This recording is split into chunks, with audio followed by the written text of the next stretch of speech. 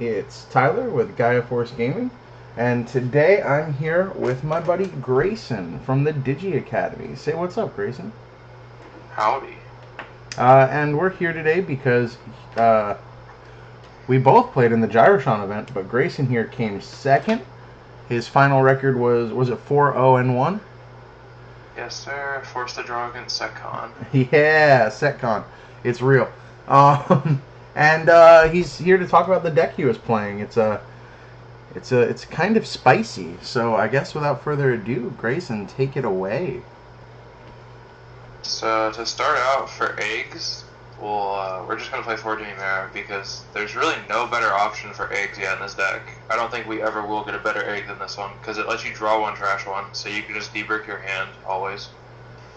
We were playing Sunomon for the event. I was supposed to submit a list that had played Pagu, but we submitted the wrong one, so we had to play Sunomon instead. But I would recommend playing Pagu, just better because you discard 2 over the occasional draw one. For rookie lineup, you gotta play 3 of this, or 4 of this one. He's just too good. He lets you recur your Beelstar late game. He lets you trash early game if you have to. And he's okay in raising Digivolve off of, but he's by far the worst one to Digivolve off of in raising. You got 4 of your Turbo Imp to make you go into late game faster. You gotta be careful in StatCon with this card though, because if you use it too much off playing Nailbone and stuff, you'll get hard punished late game because you won't have enough cards and you'll mill out. And then 3 Soundbird. Soundbird's just too good before starter decks. Post starter decks, you don't play Soundbird at all because you play Ghazi for the anti-memory boost, but for now you just play Soundbird. He lets you discard, debrick, and then gain a memory for it, so he's always nice. Yep. So 12 rookies total for you? Yep. Nice. For level 4s, it's a bit awkward, but that's because Beelstar doesn't need to Digivolve ever, so all your level 4s are basically combo pieces. Deputymon's just here for the mill to help you turbo more, and then he can warp into your Gundramon late game or early game if you have it in hand. But he's always nice, just because worst comes to worst, you clear 4 play cost or less off Gundra's effect. Vilemon, he's here for early game if you have to Digivolve over him, but almost always, I discard this card or it gets milled, so I never even have to see it in hand normally. And then Promote's just the best card ever, honestly. He Nailbone targets just to get rush. He's super good in SecCon because he lets you go into kill ranges when you wouldn't normally be able to. And literally any matchup, just this card wins so many games. But playing 2 is really greedy because then you don't see Vials, and you need to see Vials just as much. For level 4s, we gotta go with the waifu, Beelstar. She has to be there to 4. So no level 5s in your build. Just clarifying. No. Alright. No Debated Rebellion, but Rebellion's super slow. Yeah. Yes, I also saw some people run the Skull Greymon, which is kind of interesting, but I don't think it's needed. I don't like it because it's I don't crash my Beelstars the way it is. Why would I crash them for retaliation? It's cute as a punish tech, but it's never really good. I might try it in the Just 1 matchup post starters, but as of now, I don't think it's worth it. I was debating. I was looking at a list that was playing Rebelli as a 4 of, and then they were playing Cranny Mechanori. So basically, just the idea is you just counter everything SetCon related, and it's okay, but every other matchup, that combo is just awful, and you just discard the cards, but you don't cheapen your Beelstar, so it's niche. Yeah. But yeah, so for Beelstar, you have to play it. If you're playing 3 or 2, you're never gonna see her, and I don't know why you would play 3, but yeah. Beelzebub is a 1 of. It's cute and SetCon as a draw. It's nice in Gabubon because they have to struggle the way it is to play level 6s. So just getting to warp over an Impmon that you played off Nailbone in passing turn is always nice.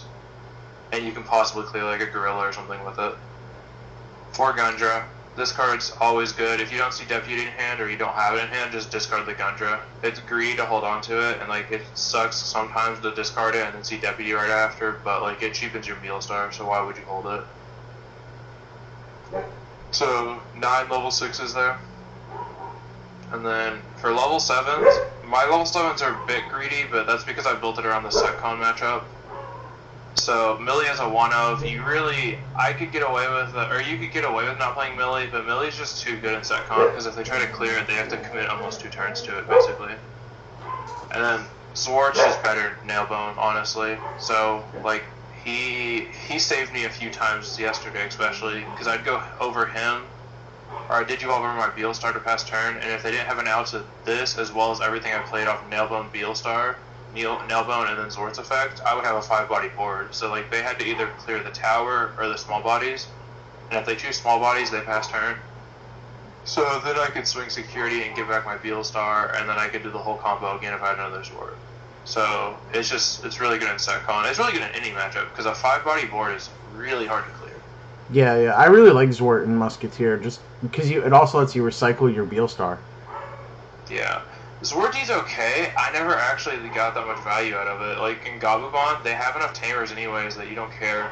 Because you'll clear one Tamer maybe, but then they'll still have the other 4 they play. Yeah. It's just not worth it, in my opinion. And then for options, here's where all the spice is. So 2 Nailbone for combo, 2 Gortschwarmer, because you'll occasionally need it in like Gabubon and stuff, but not enough to play it as a 3-of, because it doesn't do anything in security, unfortunately. This card saves lives. Jesmon, Gabubon, they just don't have an out to this card easily. So they either have Delicate, Gabubon just says GG's if you see it, basically. And then Fly Bullet, honestly the best musket option we have. It just clears anything in the game besides 7s, and you can clear 7s with Trump Sword or the spicy card we play. So here's where all the spice is at for Kakaitis. It's good because if you don't have Tamer, you just discard it and it makes your Beelstar cheaper. Basically, I cut Happy Bullet Showering for it because I hate that card. Just genuinely hate Happy Bullet Showering. It doesn't do anything for you ever. And when it does go off in security, it clears a rookie. And it's like, it's one swing, but like any other thing in the game would also kill that card in security. So the idea was we play this instead. It cheapens your Beelstar, it helps your Cranny matchup, it helps SetCon. It just punishes all the matchups that were already bad. It also makes it to where if Jesmon doesn't have Delicate Plan, they literally die to half your options. Like, these options kill almost all of your relevant bad matchups, and then 8 options still hurt Gabubon a ton. So in the end, you should be able to beat Gabubon a lot more consistently with this build, because you have these, and then you have Zwart, and Zwart kills it just on swing. Mm-hmm. Agumon is a odd matchup. I haven't played a ton of it, but every time I've played it, they don't have the speed to like outpace me, because they're also going to play really controlly. So like if they go aggro early game, they run out of resources really quickly. Mm-hmm. And then 2-of Tamer, Matt. Debated Sora and Joe, but I don't like the 4-cost commitment, and like 2 cost is really nice because it means I can play it and then bounce Cranny and pass whereas with Sora and Joe I would play and then pass turn. So like this way I could do this with Kakaidos and then go into something if they put me at 10. So like I could go into my my Beelstar after and then like go Nailbone and like build a board out of nowhere. Just it makes my turns all more explosive. Also, just hard playing it early as an early game play is really nice because this deck doesn't have an easy way to go early game. Like if I go first, my actual best play is just playing double rookie, and it's like I'm putting you at 3 almost every time. So playing Tamer rookie, though it's not like you're a little bit slower game plan wise, it's a lot nicer. It just you put them at 2 over 3, which is important still. I also imagine that with the mats, like, say they have Crania, you play Matt and Kakaitis, and then they just harness slam Crania as a response. Then you have enough memory to just Beelstar, play Kakaitis, and then win that turn. Like, yeah, you could do that. You could play Nailbone. Like you could just really go off. Like this card opens up a lot of gateways for like on turn playing Tamer. But like honestly, the unfortunate thing is there's not a reason to really hide info most of the time because once they've seen Kakaitis, they know you're playing a blue package. So if you have Matt after you've already showed a Kakaitis, at that point you can just play it. Yeah. There was one match I played against a SetCon player. I ended up holding this because they were hard playing stuff and they weren't playing around Kakaitis, but I had the outs to it without Kakaitis. But whenever I ran out of stuff in hand just to clear their level 6s repeatedly, I ended up just playing Tamer and then going Beelstar Kakaitis to pass. And I put them at a hard slam range because I played my Beelstar for 2, so they were at 1 memory and they just couldn't do anything about it. Yeah. That's awesome. That's another thing. just choking is really awkward to do in this deck. Like, you're really always putting them at 6 with Sword, I feel like. So, like, anything like this that is just a cheap card that you can play really anytime you want is always nice. Very cool. So, what were your matchups like? If you want to talk about those, which ones you thought were harder? So, I had a Heart Attack round 1. I played against Black Royal Knights. By far the hardest matchup in this deck, even with Cocytus. Because if I don't see Tamer, then they have to swing security. So it's like, these are the most important card in that matchup, easily. But we ended up 2-1-ing, because game 1, I saw Tamer in opening hand, and I popped off. So it just, as soon as I see that, it doesn't matter, because even if they hard play Cranny, I always have Cocytus available. Game 2, I hit both of them in my first middle Deputymon, and wanted to just scoop it up. But we tried playing it out. He just had the Swarm, because I didn't have a way to balance the Cranny, so he just went Cranny, Mechanori, and then Dark Tyranno, and he would just swing with Dark Tyranno or Red if he wanted to. So as long as it doesn't die to security, like, I don't have a way to clear it. Game 3, I played against my first SetCon. That was a fun time. I 2-1'd both SetCon, or 2-1 him playing SetCon. It's a really rough matchup, even with teching for it, just because, like, if they can clear your board, like, you don't have the checks just to go out of nowhere. So that's why this card is a 3 of them. I know a lot of lists aren't playing as a 3, they're playing 2, but I think 3 is the way to go, just because the Heckon matchup, they have to struggle so much more if gives War on board over Beelstar. Because Beelstar and then, like, 2 level 4s is, like, not as hard to clear as me playing this, Nailbone, and then having all those, because then I could play 2 rookies and 2 level 4s, or I could play 3 level 4s that are all different play costs, and then a rookie. So just, like, it's really hard for them to, like, pick off play cost, and then we play around Ultimate Flare that way. Yeah. And then after that, I played a Jesmon build that was playing black cards. Okay. It was, I've seen that. It was a bit spicy. It was just playing Genkumon, which I think is an okay idea, but I personally wouldn't play it. It just feels like it slows down your deck play, or your plan for the game. Yeah, the version of Jesmon Black that I've seen is like the regular red Jesmon build, but then in the 5 slot they play Megadramons, and then they tech in a couple Cranias. I think that's pretty solid. I could see the Crania for the Secon matchup, but, like, you already have such a good matchup in the Secon. Like, I don't see the point for it. I feel like it would literally just be for Musketeers, but I don't think Musketeers are quite that prevalent yet. I don't think they're... Honestly, I don't see, like... I don't know if they'll ever be prevalent, because even if, like, everyone gets results with them, there's only going to be a few players who actually enjoy the playstyle enough to play them, unfortunately. Yeah. Which, like, I'm personally fine with, because that means people aren't going to tech for me always, so that means I can, like, start playing greedier if I wanted to. But I really like this list. It techs around all my bad matchups enough that I think my matchup spread's pretty good. It's very cool, that's for sure. That got us to round 5, and round 5 we played against Aguloob Setcon, and that's actually a really hard matchup for us because dealing with single small bodies without passing back memory is just really awkward. Yeah. So it's like, he had, I think he was running 4 Bushy, 3 Agumon Expert, and then 4 Sala. So he almost always had a rookie going into my security, so like he would just chip constantly. So game 1, he had triple memory boost, he waited till he had to, and then he just popped all of them into Bushy OTK by hard slamming Bushies to finish me off. And it's just, that build's really good into this one actually. I was trying to think how I want to tech it, but the only thing is, like, I'd have to play Mechanorimon, and at that point, I'd have to commit to the Kearney package, which is unfortunate. Yeah, or just, like, the only way to make space for it would be to drop the blue tech for, like, just 2 Mechanorimon and some other efficiency cards.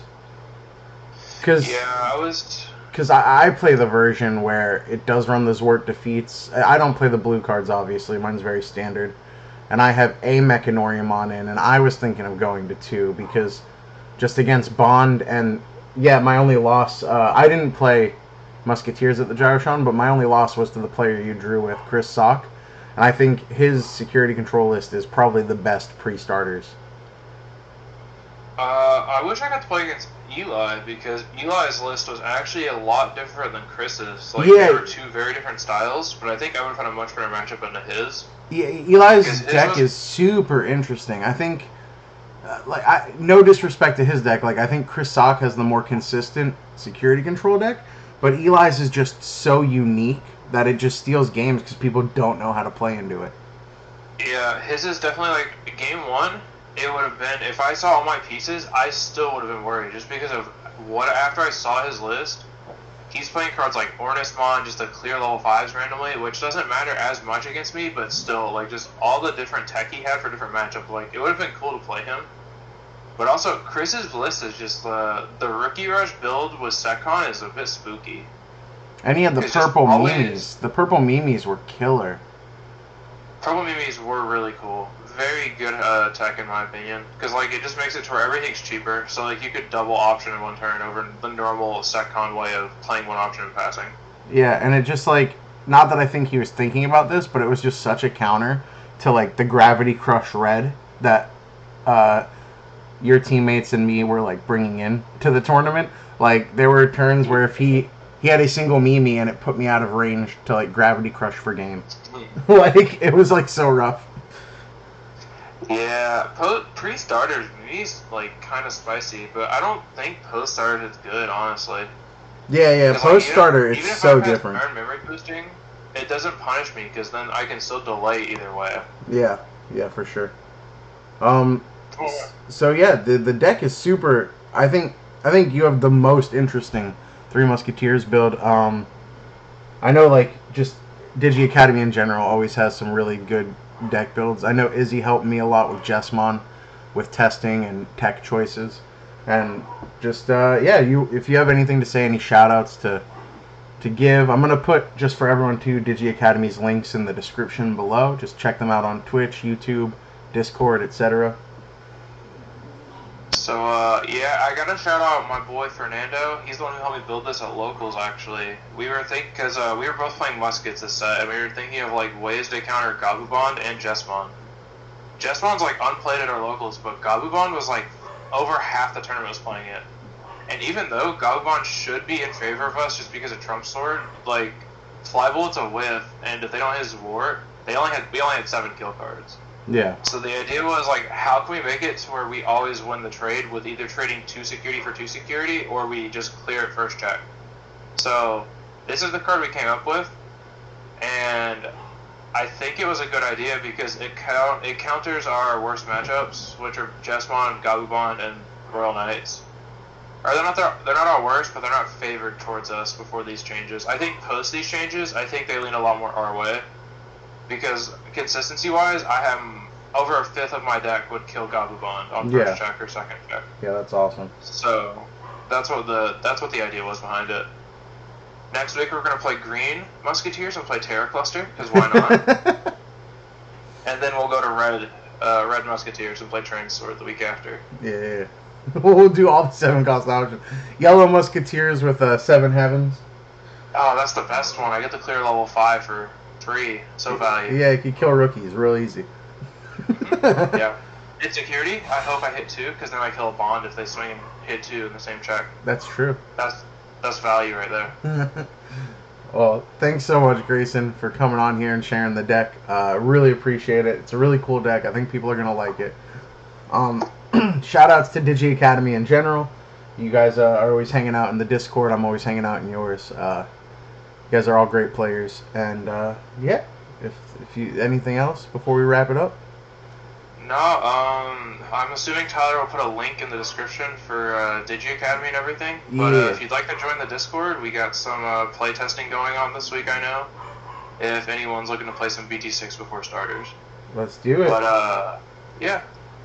Everybody, I hope the rest of the format goes pretty well, but EX01 just makes Gabubon better, so we're going to see how this one works out, because Icewall's nuts. Icewall's a card, let's just say that. Icewall's a card. Holy cow. I'm not ready for a triangle format, because this actually, I think pre-starters is the best way to start this format out, because it made it like everyone got used to like the style of these decks. but then starter decks just make every one of them faster. Yeah, and then EX makes like 2 more decks jump into like man, it's gonna be wild. I think it's gonna be really healthy. I think there's gonna be a lot of people who don't think it's healthy, but I think it's gonna be healthy. The 3 separate supports and like playing basically kind of like just like Hearthstone does, where it's like mini expansions in the middle of a big expansion. I'm fine with it.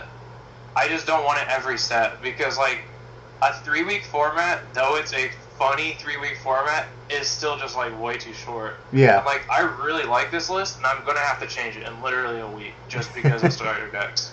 Yeah, for sure. But yeah, grats on second place. Grats on getting the Eosmon mat.